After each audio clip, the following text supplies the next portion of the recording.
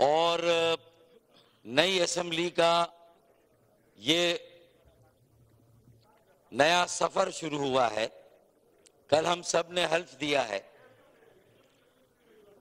آج اسپیکر اور deputy speaker کے انتخابات کا مرحلہ مکمل ہوا.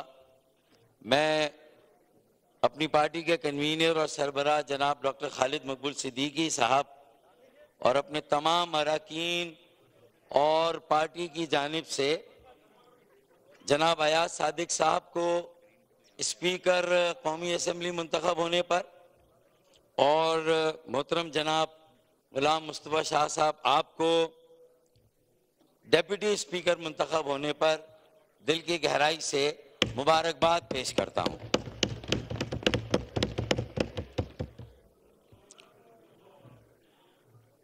آج جب آپ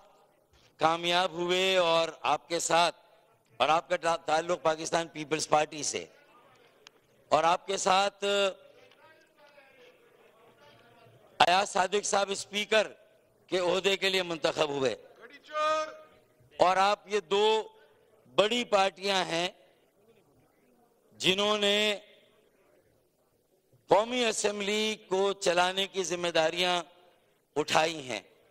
تو بجا طور پر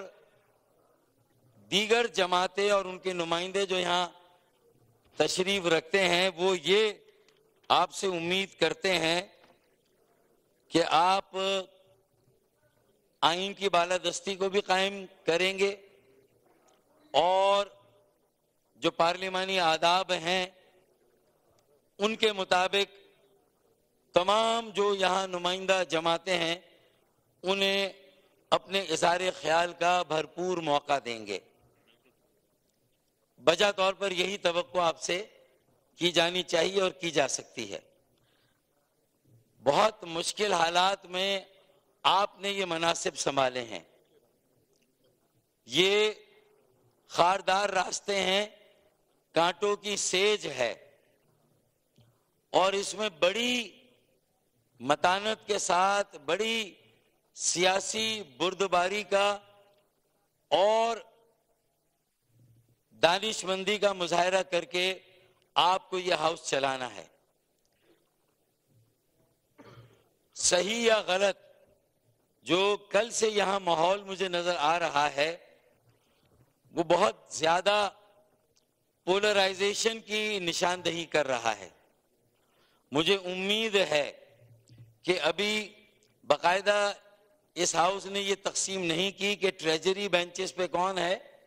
اور اپوزیشن بینچز پر کون ہے، لیکن ایک جو رد عمل یا جو جذبات نظر آ رہے ہیں وہ اس بات کو واضح کر رہے ہیں کہ جو اپوزیشن کی بینچوں پر جو لوگ جائیں گے وہ پی ٹی آئی کے حمایت یافتہ آزاد امیدوار یا نمائندے جو کامیاب ہوئے ہیں. مجھے امید ہے کہ آپ کے منصب سے ہم اس بات کا خیال رکھیں گے کہ چونکہ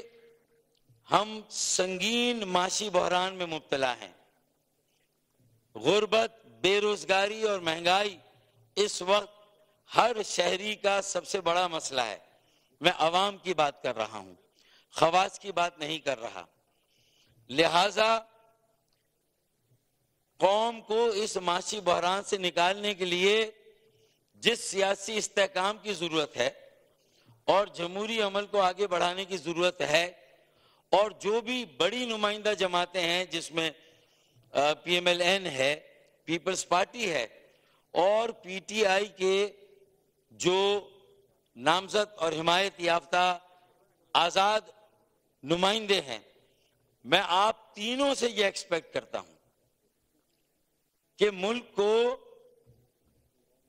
سنگین معاشی بحران سے نکالنے کے لیے جہاں جو جماعتیں حکومت سازی کے لیے کوشش کر رہی ہیں اور حکومت بنائیں گی، اور جو جماعتیں اختلاف رائے کر کے اپوزیشن کی بینچوں پر بیٹھیں گی،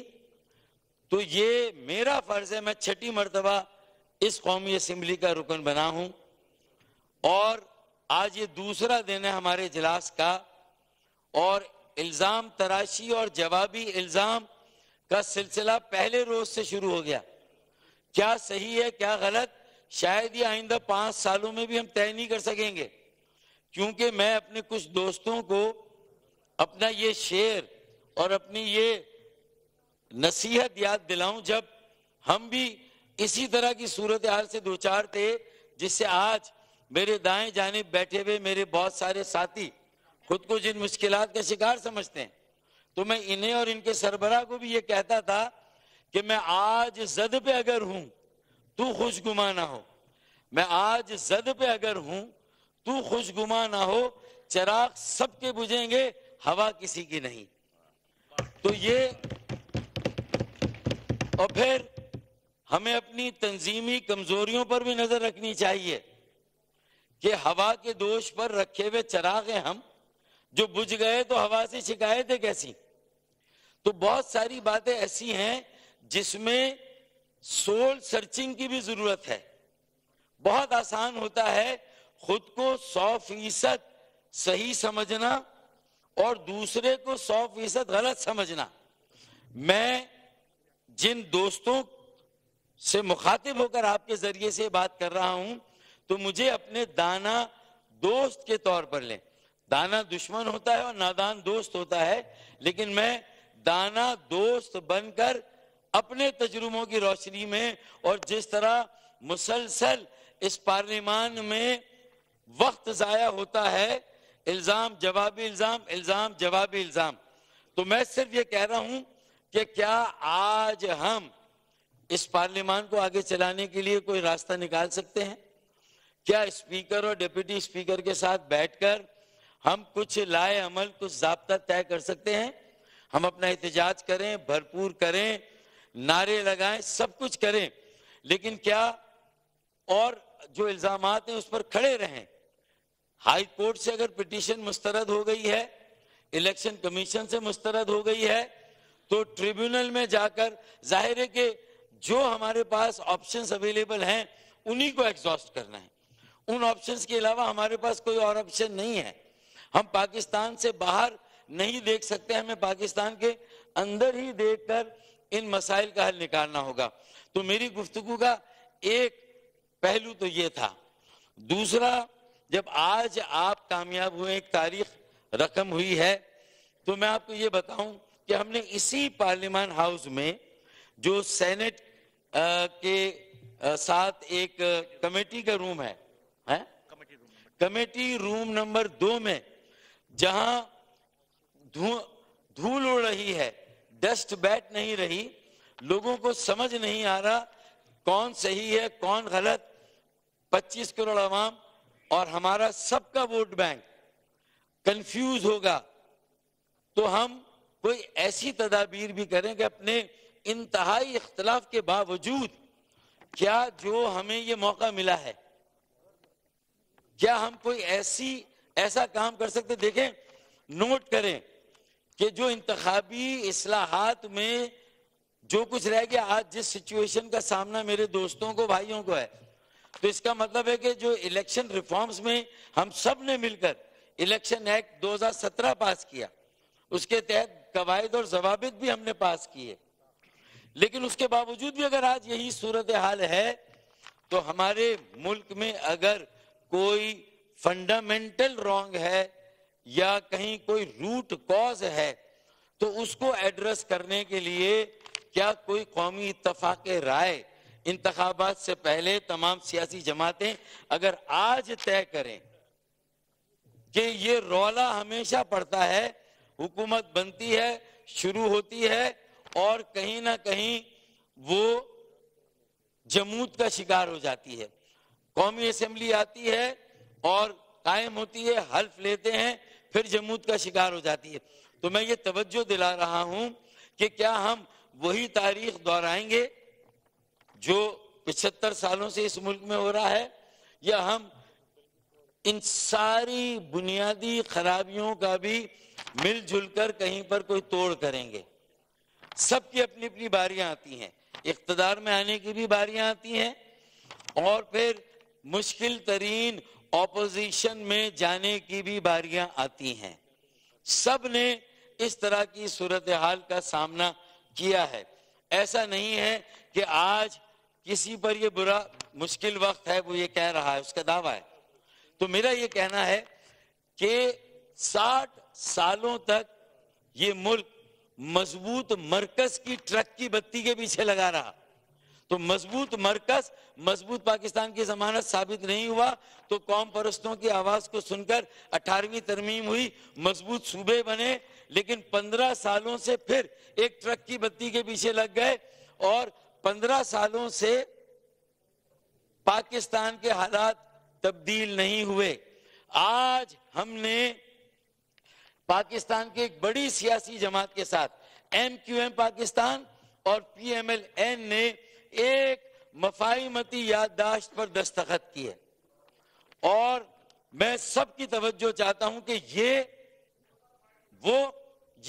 وہ آئینی ترمیم ہے جس کو اگر میرے اس ہاؤس کے دائیں جانب بیٹھے والے میرے ساتھی اس پر غور کریں، اور ہم تقسیم ہے، سپلٹ مینڈیٹ ہے پاکستان کا، کیا صحیح کیا غلط یہ پتہ نہیں، مورخ طے کرے گا، آپ یا میں کون طے کرے گا یہ نہیں پتا. تو کیا کم از کم موجودہ صورتحال میں کوئی ایک ایسا ہم مشترکہ لاہ عمل اختیار کر سکتے ہیں کہ یار یہ میری آپ کی لڑائی نہیں، پاکستان کے 25 کروڑ عوام وڈیرے ہیں، جاگیردار ہیں، سرمایہ دار ہیں، خوانین ہیں، چودھری ہیں، سردار ہیں، آج بھی ان کے ہاتھوں میں یہ پاکستان ہے، اور ان کے ساتھ آپ کسی کو ملا لیں. اگر آپ اسٹیبلشمنٹ کی بات کرنا چاہتے ہیں تو میں بھی یہ حوالہ دے سکتا ہوں کہ ایک وقت تھا جب ایم کیو ایم پاکستان اور پی ٹی آئی حکومت میں تھے تو میرے پی ٹی آئی کے ساتھی یہ کہتے ہوئے تھکتے نہیں تھے کہ ہم اور اسٹیبلشمنٹ ایک پیج پر ہے. اگر آپ حکومت میں ہیں اور اسٹیبلشمنٹ کا کوئی کام نہیں ہے حکومت چلانے کا، تو پھر یہ باتیں اس وقت بھی کی جاتی تھی کہ ہم اور اسٹیبلشمنٹ ایک پیج پر ہیں. تو اس کا مطلب یہ ہے کہ آپ اس وقت بھی ایک حقیقت کا ذکر کرتے تھے، آج بھی ایک حقیقت کا ذکر کرتے ہیں. لیکن ہمیں سوچنا ہے اور سمجھنا ہے کہ ہمیں یہ کہنے کی ضرورت کیا ہے کہ ہم یہ اسٹیبلشمنٹ ایک پیج پر ہیں. یہ کسی بھی وزیر اعظم کو یہ دعویٰ کرنے کی نوبت کیوں آتی ہے؟ ہمیں تو ان چیزوں کا جواب چاہیے. اور اس پوری پارلیمان نے اگر کوشش کی اور یہ بل منظور کرایا تو 18ویں ترمیم کے نتیجے میں جو اس کا منطقی سفر رک گیا اور بلدیاتی اداروں کے اختیارات رول بیک کیے گئے، مرکز سے اختیارات لے لیے گئے، تو یہ PMLN is in complete agreement with MQMP on the spirit, objective and need of constitutional amendment for the establishment of autonomous and empowered local governments as envisioned in MQMP's constitutional amendment bill, copy attached. ہم نے ایک بل کا مسودہ تیار کیا ہے. آج یہ MQM پاکستان کی طرف سے میری پہلی تقریر